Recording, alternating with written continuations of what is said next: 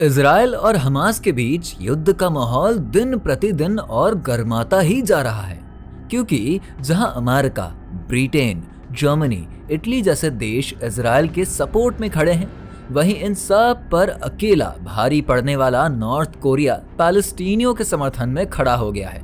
उसके समर्थन देने के पीछे की कहीं ना कहीं वजह अमेरिका जैसे सुपर पावर कंट्री से बदला लेने की भी हो सकती है, क्योंकि नॉर्थ कोरिया अपने न्यूक्लियर प्रोग्राम की वजह से संयुक्त राष्ट्र के प्रतिबंधों का सामना कर रहा है।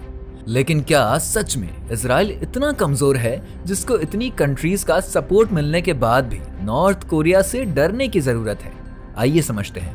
हम बात कर रहे हैं नॉर्थ कोरिया के तानाशाह किम जोंग उन के बारे में, जो हमेशा ही सुर्खियों में बने ही रहते हैं।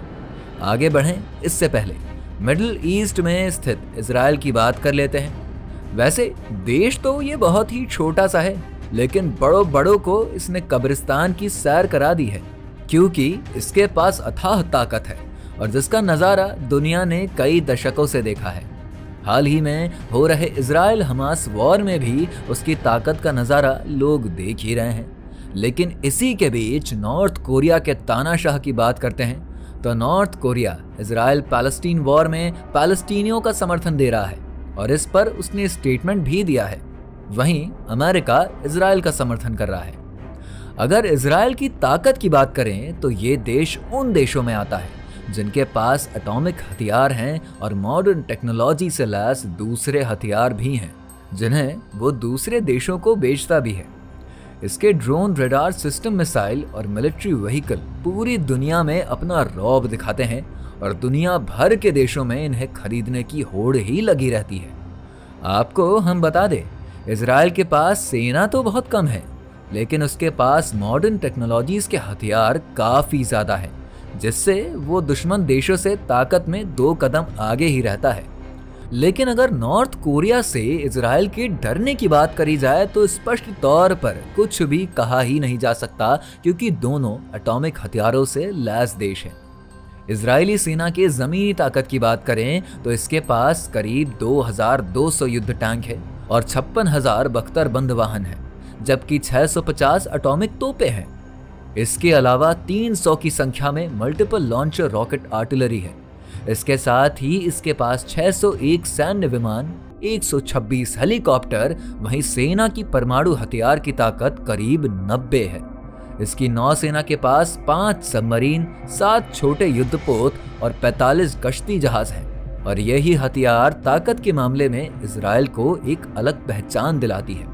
आपने अमेरिका और नॉर्थ कोरिया के तानाशाह किम जोंग उन की जुबानी जंग तो सुनी ही होगी।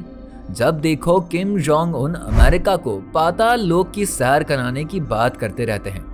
अगर हम नॉर्थ कोरिया के हथियारों की बात करें तो उसके पास इंटरकॉन्टिनेंटल यानी कि लंबी दूरी की मिसाइलें हैं, जिनकी रेंज 10,000 किलोमीटर से भी ऊपर है।